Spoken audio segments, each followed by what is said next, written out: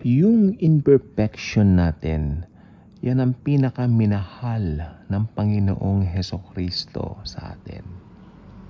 Shocking po ba yun?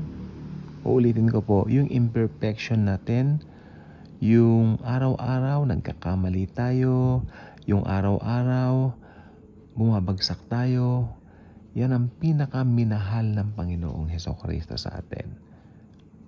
Does it mean na pinopromote ba natin ang sin ng kasalanan? Or mas worse, mas gusto ba ni Jesus yung kasalanan? Hindi po, syempre. Jesus is perfect. Pero dahil doon sa mga kasalanan natin, lalong bumuhos or lalong nag-abound ang biyaya niya. Kaya not until you understand full grace or yung purong biyaya ng Panginoon, hindi mo magra-grasp ito. Kasi ano ba ang nangyari nung nasa krus ang Panginoon Hesukristo? Ang nangyari po doon ay tinanggal niya yung sin nature natin. Pag sinabi pong sin nature natin, ito po yung ikapapahamak natin sa impyerno. Ito po yung nature na naamana natin sa impyerno. Or should I say sa ating unang mga magulang. Yan, eventually magdadala sa impyerno sa tao kung hindi yan napalitan.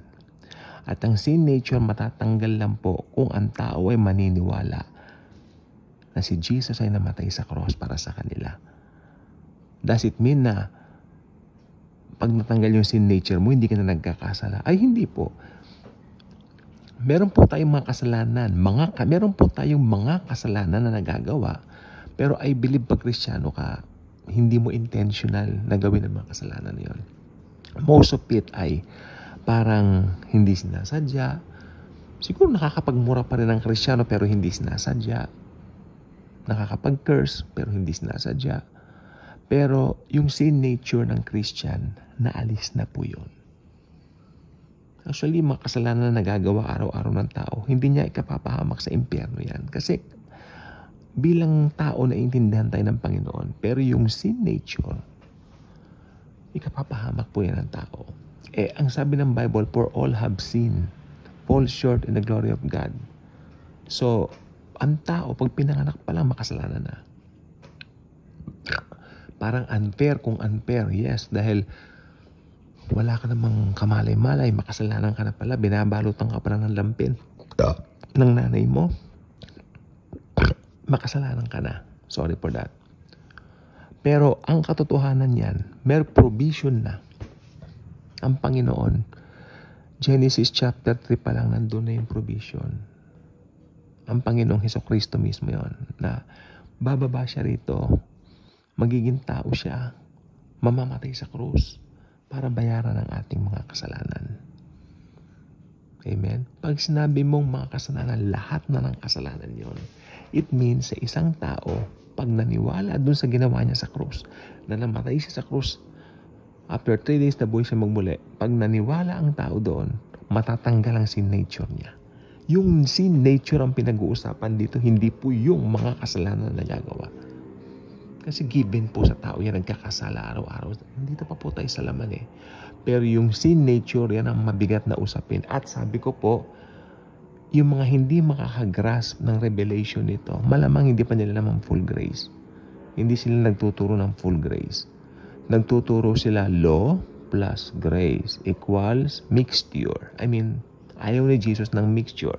Sabi ni Jesus, yung bagong alak, huwag mo ilalagay sa lumang sisidlan. Sapagkat puputok yung lumang sisidlan at pati yung alak na nilagay mong bago, masasayang lang. Dahil matatapon, di ba? So, ano mangyari? Matatapon, sayang lang. Yung bagong alak, dapat ilalagay mo ito sa bagong sisidlan o lalagyan. Parehong mape-preserve at yung alak lalong sasarap. Kaya ang buhay sa grace, mas masarap. Full grace preaching, masarap. Masarap yung alam mo nagkakamali ka, mahal ka pa rin ni Lord.